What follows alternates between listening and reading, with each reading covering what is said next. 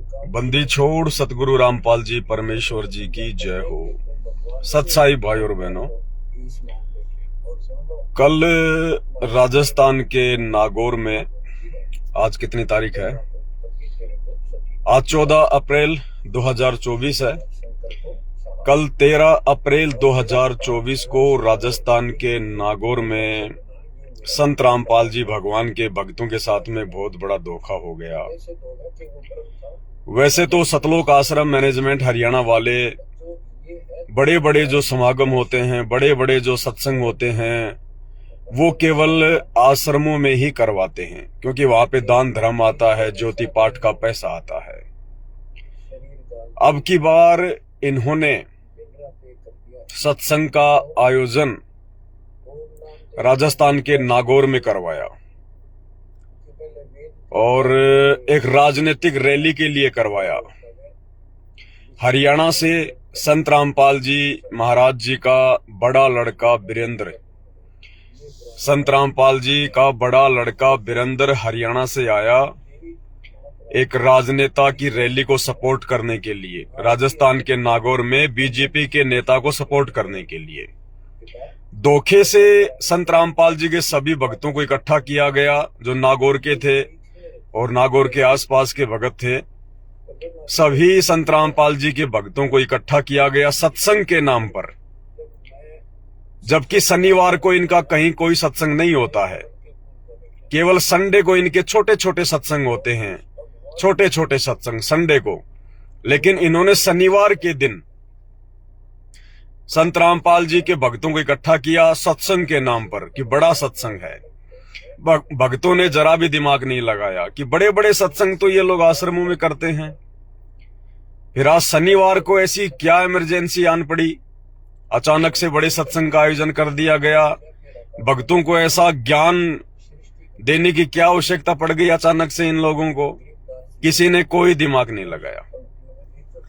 और संत रामपाल जी का जो बड़ा लड़का था वीरेंद्र, वो राजस्थान में जिस बीजेपी के नेता के सपोर्ट के लिए आया था, जिस बीजेपी के नेता के कहने पर वोट बैंक के लिए, बीजेपी को सपोर्ट करवाने के लिए, भक्तों से वोट डलवाने के लिए, क्योंकि लोकसभा चुनाव आ रहे हैं 24 तारीख को राजस्थान में, तो इन्होंने एक धोखाधड़ी की संत रामपाल जी के भक्तों के साथ में। सत्संग के नाम पर भक्तों की भीड़ इकट्ठा की और सारी व्यवस्था किसने की? सतलोक आश्रम ने व्यवस्था नहीं करी, सारी की सारी व्यवस्था उस बीजेपी के नेता ने की। 30 बसें लगाई भक्तों को लाने ले जाने के लिए, 30 बसें। भोजन भंडारे की व्यवस्था उस बीजेपी के नेता ने की, टेंट हाउस की व्यवस्था उस बीजेपी के नेता ने की, और सत्संग के नाम पर भीड़ इकट्ठा की गई। कुछ देर वहां पर सत्संग चला और जैसे संगत जाने लगी, संगत ने देखा भाई ये काहे का सत्संग है, यहाँ पे ये सत्संग तो हम अपने घर पे भी सुन ही रहे हैं, ऐसा स्पेशल क्या है यहाँ पे? ना किसी आश्रम में बुलाया गया, यहाँ पे किसी पंडाल में, किसी खेत में टेंट लगा दिया गया। तो जैसे ही उन्होंने देखा कि संगत जा रही है, संगत इंटरेस्ट नहीं ले रही है, तुरंत उन्होंने खड़ा होके स्टेज पर अनाउंसमेंट कर दिया उस बीजेपी के नेता को वोट देने के लिए। बेचारे भक्तों को सत्संग के नाम पर बुलाया और फिर बीजेपी के नेता को वोट डालने के लिए गुरुजी का आदेश बता दिया गया। वहां पर सारी संगत उठ उठ के चली गई, सब लोग उठ उठ के चले गए। भाई और बहनों, कब समझोगे? कौन से दिन समझोगे? ये सतलोक आश्रम मैनेजमेंट हरियाणा, संत रामपाल जी के बेटा बेटी, भाई बंधु, ये कोऑर्डिनेटर, ये सब के सब राजनीतिक लोग हैं। ये राजनीतिक लोग हैं, ये अपना उल्लू सीधा कर रहे हैं। तुम लोगों के कंधों पर ये बंदूक चला रहे हैं। ये काल प्रेरणा से तुम्हें ना घर का छोड़ेंगे ना घाट का छोड़ेंगे, तुम्हें धोबी का कुत्ता बना के छोड़ेंगे, क्योंकि आने वाला समय बहुत ज्यादा विनाशकारी है।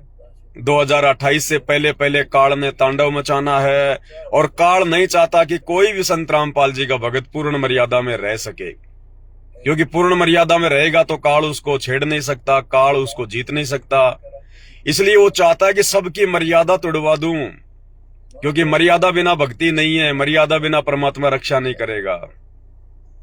और काल का यही सबसे बड़ा दाव है कि उस विनाशकारी समय से पहले पहले मैं इन सब की मर्यादा खंडित करवा दूं, इन सबको धोबी का कुत्ता बना के खड़ा कर दूं। और जब इनके बुरे दिन आएंगे तो ना तो बाबा रामपाल जी सामने आएगा, क्योंकि बाबा रामपाल जी की तो मर्यादा ही नहीं छोड़ी तुम लोगों ने, और ना ही ये बाबा रामपाल जी का कलयुगी परिवार, उनके बेटा बेटी भाई बंधु कोऑर्डिनेटर सामने आएंगे, क्योंकि ये सब के सब काल के एजेंट हैं, काल के दूत हैं। इनकी दुर्गति तो तुम्हारे से पहले हो जाएगी। तो कल एक सत्संग के नाम पे कई हजारों भक्तों को इकट्ठा किया गया अचानक, और हरियाणा से बाबा रामपाल जी का बड़ा लड़का वीरेंद्र आता है, और राजस्थान के नागौर से एक बीजेपी के नेता को वहां पे खड़ा कर दिया जाता है। बीजेपी के नेता को वोट डालने की बात कही जाती है, और सारी की सारी व्यवस्था भक्तों के चाय नाश्ते की, खाने पीने की, टेंट हाउस की, बसों की, वो बीजेपी का नेता करता है। यानी जगत का मैल, जगत की जो गंदगी है वो भक्तों को खिलाई जा रही है। अरे बीजेपी के नेता के पास में कहां से पैसा आएगा? किस चीज का पैसा है? क्या उसके पास ईमानदारी का पैसा है? क्या उसके पास अपनी मेहनत का पैसा है? उसके ऊपर तो 3 लोग का भार है। राजनेता तो सबसे बड़ा परमात्मा का ऋणी होता है, सबसे बड़ा। और तुम्हें उस बीजेपी के नेता के पैसों से कल नाश्ता करवाया गया, भंडारा करवाया गया, पानी पिलाया गया, उसी की व्यवस्था से तुम्हें बसों से लाया गया, छुड़वाया गया। ये काल तुम्हें ना घर का छोड़ेगा ना घाट का, धोबी का कुत्ता बना के छोड़ेगा 2028 तक, धोबी का कुत्ता। अगर बच सको तो बच लेना। ये आगे आगे इसी प्रकार से ड्रामा करेंगे। अब ये लोकसभा चुनाव आ रहे हैं, ये हर स्टेट में इसी प्रकार से तुम लोगों को सत्संग के बहाने बुलाएंगे और राजनेताओं के तलवे चटवाएंगे, क्योंकि ये खुद तो राजनेताओं के दल्ले हैं। ये खुद राजनेताओं के दल्ले हैं, सतलोक आश्रम मैनेजमेंट हरियाणा वाले। ये भगत नहीं है। इनका मकसद कोई ज्ञान प्रचार करना नहीं है, इनका मकसद कोई संत रामपाल जी का नाम रोशन करना नहीं है। इनका मकसद केवल अपना स्वार्थ सिद्ध करना, अपना उल्लू सीधा करना, माया बटोरना। कितने पैसे खाए होंगे इन लोगों ने उस बीजेपी के नेता से। अरे फ्री में तो कोई नहीं करवाएगा ना। इतने भक्तों को फ्री में कौन बुलवाएगा, कौन इकट्ठा करेगा? कितने पैसे खाए होंगे इन लोगों ने उस बीजेपी के नेता से। और दूसरी तरफ तुम्हारी मर्यादा तोड़वा दी। तुम लकीर के फकीर बने हुए हो, तुम गांधारी की तरह आंखों पे काली पट्टी बांधे हुए हो। तुम्हें कुछ पता ही नहीं है, क्योंकि तुम साथ संगति से जुड़े हुए नहीं हो। और जब तक जीव साथ संगति से नहीं जुड़ा होगा, उसकी बुद्धि ऑफ रहती है, वो सही गलत का फैसला कर ही नहीं सकता। ये काल इसी प्रकार से ठगेगा सत्संग के बहाने। कल को जब तुम त्रिकुटी पे जाओगे तो इसी प्रकार से ठगेगा तुम्हें ये, और फंस जाओगे तुम इसी प्रकार से। संभल जाओ, सुधर जाओ, साथ संगतियों से जुड़ जाओ। फेसबुक पर जाओ, पवन दास इज लाइव लिखो, पवन दास इज लाइव, साथ संगति की वीडियो देखो अगर काल के कहर से बचना चाहते हो तो। वरना बहुत भयंकर दुर्गति होगी संत रामपाल जी के भक्तों की, बहुत भयंकर दुर्गति होगी। और वर्तमान में कौन सा सुख शांति से जी रहे हैं? वर्तमान में भी उनकी धोबी के कुत्ते वाली हालत है। आए दिन काल अकाल मौत मार रहा है, आए दिन संत रामपाल जी के भगत अकाल मौत मर रहे हैं। क्यों? क्योंकि मर्यादा किसी की छोड़ी नहीं सतलोक आश्रम मैनेजमेंट ने, इन कोऑर्डिनेटरों ने। तो भाई जब गुरुजी का बड़ा लड़का भी तुम लोगों के साथ में धोखा कर रहा है, सत्संग के बहाने राजनेताओं को भीड़ इकट्ठा करके दिखा रहा है ताकि हमारे आश्रम चल सकें, बीजेपी की सरकार की सपोर्ट हमें मिल सके, हमारे राजस्थान के आश्रम, सोजत पाली वाले आश्रम को कोई दिक्कत ना आए बिल्कुल भी। इनको भगवान पे भरोसा नहीं है, इनको भगवान पे विश्वास नहीं है। इनके आश्रम बीजेपी के रहमो करम पर चल रहे हैं, बीजेपी के तलवे चाटने पर चल रहे हैं, राजनेताओं के तलवे चाटने पर इनके आश्रम चल रहे हैं। इनको अपना धंधा करना है, इनको अपने आश्रम चलाने हैं, और काल ने संगत की मर्यादा तोड़वा के धोबी का कुत्ता बनाना है। भाई अगर कोई, सारे भगत तो नहीं समझ पाएंगे क्योंकि सबके संस्कार मजबूत नहीं होते हैं। भाई अगर कोई शाना भगत हो, कोई अगर समझदार भगत हो, तो कल की घटना को देख के समझ जाना, इन लोगों का साथ छोड़ दो, घर बैठ के भक्ति करो जब तक आपका भगवान जेल से बाहर नहीं आता है। नहीं तो ऐसा मारेगा ये काल, तुम्हें पटक पटक के मारेगा, धोबी की तरह मारेगा। जैसे धोबी धोता ना कपड़े, ऐसे पटक पटक के मारेगा तुम्हें, फाड़ फाड़ के मारेगा ये। तुम किसी भी लोगों की मर्यादा शेष नहीं बची है। सतलोक आश्रमों से जुड़े हुए किसी भी भगत की मर्यादा शेष नहीं है। ठीक है, अभी तुम्हारे साथ कुछ ऐसा नहीं हो रहा क्योंकि तुम्हारी बैटरी चार्ज है। कितने दिन चार्ज रहेगी? भगवान की मर्यादा तोड़ के उल्टे कुकर्म करोगे, जगत में परमात्मा की बदनामी करोगे तो तुम्हारी बैटरी भी बहुत तेजी से डिस्चार्ज हो जाएगी। अरे संत रामपाल जी का नाम लेके बीजेपी को सपोर्ट करोगे तो कांग्रेस वाले क्या तुम्हारे ऊपर फूल बरसाएंगे? संत रामपाल जी को गालियां निकालेंगे, भरा बुला कहेंगे कि काय का बाबा ये भी बाकी बाबाओं की तरह राजनीतिक व्यक्ति है, अच्छा हुआ जेल में पड़ा है, बीजेपी को सपोर्ट करता है, एक पार्टी को सपोर्ट करता है। जबकि उन नादानों को इस बात का नहीं पता कि बाबा रामपाल जी का तो राजनीति से 36 का आंकड़ा है। बाबा रामपाल जी तो राजनेताओं के विषय में कहते हैं कि ये तो गधे बनेंगे तब मेरी शरण में आएंगे। मेरे भक्तों का और राजनीति से, राजनेताओं से कोई संबंध नहीं है। ये तो काल प्रेरणा से उनका कलयुगी परिवार, ये कोऑर्डिनेटर, उनके बेटा बेटी भाई बंधु अपने स्वार्थों में लिप्त होकर इन राजनेताओं के तलवे चाट रहे हैं, संगत से भी तलवे चटवा रहे हैं। तो भाई और बहनों समझो, आंखें खोलो, बहुत थोड़ा समय बचा हुआ है। देखो क्या कह रहे मालिक, कोई गिरना चाहता है तो बच्चों, तत्व भेद कोई ना कह झूम करा, जो पैसे ऊपर नाच सुनो रे झूम करा। पैसे ऊपर कोटो मध्य कोई नहीं रे झूम करा, अरब में कोई गर्क सुनो रे झूम करा। किस तत्व ज्ञान को बताने वाला? ये तुम्हें सच्चाई बताने वाला कोई नहीं मिलेगा संगत में।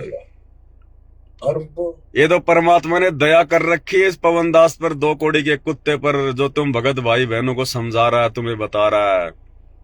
अन्यथा कोई भी नहीं है तुम्हें समझाने वाला, कोई भी नहीं है तुम्हें बचाने वाला, कोई भी तुम्हें ये जानकारी देने वाला नहीं है। कोई भी हिम्मत नहीं करता इन गुंडों के सामने बोलने की।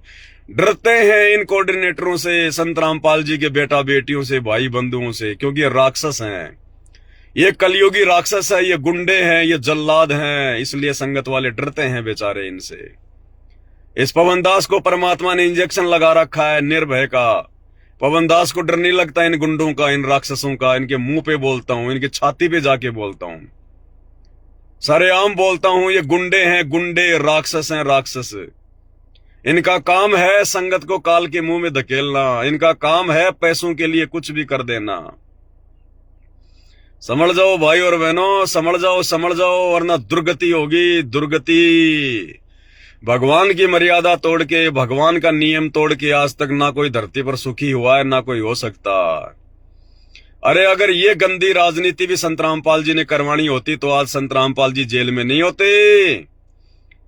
अगर ये गंदी राजनीति संत रामपाल जी ने करवानी होती तो संत रामपाल जी जेल में नहीं होते। अरे वो भगवान सतलोक से चलकर इस गंदे लोक में राजनीति करवाने नहीं आता। ये तो बहुत घटिया कर्म है। इससे तो परमात्मा भक्तों को बचाता है। कितनी बार सत्संगों में कहा भगवान ने कि परमात्मा को राजनीति बिल्कुल भी पसंद नहीं है। जगत का और भगत का तो 36 का आंकड़ा है। भाई और बहनों, बहुत बड़ी दुर्गति होगी, बहुत बड़ी दुर्गति, संभलने में नहीं आएगी। तुम तो मरोगे सो मरोगे, जो आंखों पर काली पट्टी बांध के चल रहे हैं संगत वाले। अरे पीछे से तुम्हारे बाल बच्चे भी मरेंगे, उन पे भी आपत्तियां आएंगी। जब तुम्हारे ऊपर आपत्ति आएगी तो तुम्हारे बाल बच्चे, तुम्हारा परिवार कहां से सुखी रहेगा। समझ जाओ, परमात्मा के ज्ञान को आधार बनाओ, सत्संगों को समझो, परमात्मा के दिल की व्यथा को समझो, परमात्मा के दर्द को समझो।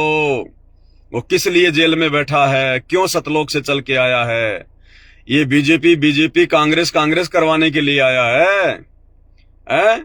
अरे आज तक तुम्हारे बाप ने तुम्हें कभी सत्संगों के बहाने, कभी राजनेताओं के तलवे चटवाए हैं? कभी किसी आश्रम में, किसी सत्संग में तुम्हारे बाप ने तुम्हें कभी कहा कि बच्चों बीजेपी को वोट डालना, कांग्रेस को वोट डालना है? अरे फिर तुम किस रास्ते पे जा रहे हो? अरे वो समर्थ का वचन तोड़कर तुम कभी भी जिंदगी में सुखी नहीं रह सकते, कभी भी जिंदगी में सुखी नहीं रह सकते। ये तो संत रामपाल जी की मेहर है, उनकी दया है। जो अभी तक तुम लोग सुरक्षित हो थोड़े बहुत, लेकिन कब तक रहोगे? अरे वो परमात्मा चाहता है, वो अंतर्यामी है, उसको पता है कि आज मैं अगर इनके मुंह पे सच्चाई कह दूं तो ये कच्चे हैं, कच्चे, ये सहन नहीं कर पाएंगे सच्चाई। काल के एजेंट कभी सच्चाई सहन नहीं कर पाते। अगर मैंने इनको जरा भी सच्चाई बता दी, मैनेजमेंट वालों को, अपने बेटा बेटियों को, अगर जरा से भी परमात्मा ने अगर सच कह दिया उनके मुंह पे, तो ये नाराज हो जाएंगे, ये बिगड़ जाएंगे, इनसे सच्चाई बर्दाश्त नहीं होगी। और मालिक को पता है कि ये नादान संगत, मेरे सत्सेवक बच्चों को छोड़कर, सात संगत वालों को छोड़कर, ये बाकी 90% जो संगत है वो भेड़ चाल में चल रही है, आंखों पर काली पट्टी बांध रखी है। और ये पूरा का पूरा मैनेजमेंट मेरी संगत का सत्यानाश कर देगा, मेरी संगत को बिगाड़ देगा। इसलिए भाइयों और बहनों, परमात्मा समय को देखते हुए, इस कालबली के दाव को देखते हुए अभी कुछ कह नहीं रहे हैं, क्योंकि अभी उनकी संगत बहुत कमजोर है, ज्ञान में बहुत कमजोर है। इसलिए परमात्मा चाहते हैं कि मैं कुछ कहूं और ये नाराज हों और मेरी संगत को तोड़ दें, मेरी संगत किसी दूसरे पंथ में चली जाए या भक्ति छोड़ के घर पे बैठ जाए। इससे अच्छा है ये नालायक जैसे तैसे भक्ति करते रहें, मर्यादा तोड़ के करते रहें। कम से कम इन आश्रमों में पड़े तो रहेंगे, कम से कम ये मेरी शरण में तो पड़े रहेंगे। अरे वहां बाहर जाके अपने कर्म फोड़ेंगे, दूसरे पंथों में जाके अपने कर्म फोड़ेंगे, वहां इनको कुछ भी नहीं मिलेगा।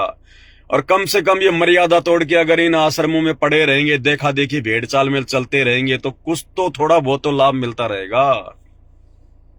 इसलिए परमात्मा संगत की दयनीय स्थिति को देखते हुए, संगत की अज्ञानता को देखते हुए, संगत की मूर्खता को देखते हुए, क्योंकि परमात्मा कहते हैं कबीर कपट से भक्ति करे उसको भी अपनाऊं, साम दाम दंड भेद से फिर सीधे रास्ते लाऊं। ये बहुत दयालु परमात्मा है, लेकिन ये दया ज्यादा समय तक नहीं रहेगी। अब एंड आ चुका है, अंत का समय चल रहा है। अब थोड़े दिनों बाद में दुर्गतियां शुरू है, दुर्गतियां शुरू। ना तुम्हें वो राजनेता बचाएंगे, ना तुम्हें गुरुजी का बेटा बचाएगा, ना तुम्हें गुरुजी की बेटी बचाएगी, ना तुम्हें इन आश्रमों की दीवारें बचाएंगी। ये आश्रम तो खुद ढहने वाले हैं, क्योंकि ये झूठ की बुनियाद पर खड़े हुए हैं, ये धोखाधड़ी की बुनियाद पर खड़े हुए हैं, ये सच्चाई की बुनियाद पर खड़े नहीं आश्रम। ये भक्तों को ठग ठग के, झूठ बोल बोल के, गुरुजी की आड़ में, गुरुजी के नाम पर राजनीति कर करके, राजनेताओं के तलवे चाट चाट के ये आश्रम बनाए गए हैं अपने धार्मिक धंधे के लिए। इसलिए ये आश्रम ज्यादा दिनों तक नहीं रहने वाले। इन आश्रमों के साथ साथ संगत की भी दुर्गति होने वाली है। अरे घर घर आश्रम बना दिए भगवान ने, घर घर आश्रम बना दिए। तुम्हें घर पर बैठकर भक्ति नहीं कर सकते तुम? तुम्हें शर्म आती है, तुम्हें दर्द होता है। तुम्हारे को तो बकवादों में भक्ति करनी आती है, जहां बकवाद हो, जहां राजनीति हो, जहां उल्टे सीधे कुक्रम हो, वहां बैठ के तो तुम सत्संग सुनते हो, वहां बैठ के तो तुम भक्ति करते हो। अरे भगवान ने तुम्हारे घर को आश्रम बना दिया, कौन सी कमी है तुम्हारे घर में? अरे उन आश्रमों में धक्के वो खाएगा जिसका घर अभी तक आश्रम नहीं बना, जिनका घर अभी तक आश्रम नहीं बना, और जिसके घर पर परमात्मा नहीं है वो धक्के खाते हैं, वो ढूंढते फिरते हैं भगवान को। जिन्हें अभी तक भगवान नहीं मिला, जिन्हें भगवान का आशीर्वाद नहीं मिला, और जिन्हें परमात्मा मिल गया, आशीर्वाद मिल गया और भगवान उनके घर पर आकर विराजमान हो गया, वो धक्के नहीं खाते। वो तो फिर परमात्मा की वाणी पर चलते हैं कि मोकू कहां ढूंढे रे बंदे, मैं तो तेरे पास में। वो राजनेताओं की रैलियों में धक्के नहीं खाते, वो किसी के बहकावे में आके राजनेताओं के चमचे नहीं बनते, वो धोखाधड़ी का शिकार नहीं होते। वो ज्ञान आधार से घर बैठ के भक्ति करते हैं, अपना काम धंधा करते हैं। और जब हमारा गुरु आएगा, हमारा भगवान आएगा, उस समय जाएंगे आश्रमों में। जहां भी परमात्मा आएगा, जिस भी आश्रम में आएगा, उस आश्रम में जाएंगे। फिर वो आश्रम हमारा है। जिस आश्रम में हमारे भगवान के चरण कमल रखे जाएंगे, वो आश्रम हमारा है फिर, क्योंकि वो भगवान का हो गया। उस पर फिर किसी और का अधिकार नहीं होता। उन आश्रमों में जाएंगे फिर हम। वर्तमान में धार्मिक धंधे के लिए जो खोल दिए गए हैं दुकानें या आश्रम, ये काल के आश्रम है। वर्तमान में काल के आश्रम है ये, इनमें हम नहीं जा सकते भाई। इनमें जाने का मतलब है अपने गुरुजी को नाराज करना, अपनी मर्यादा तुड़वा कर घर वापस आना, अपनी दुर्गति को साथ में लेके आना।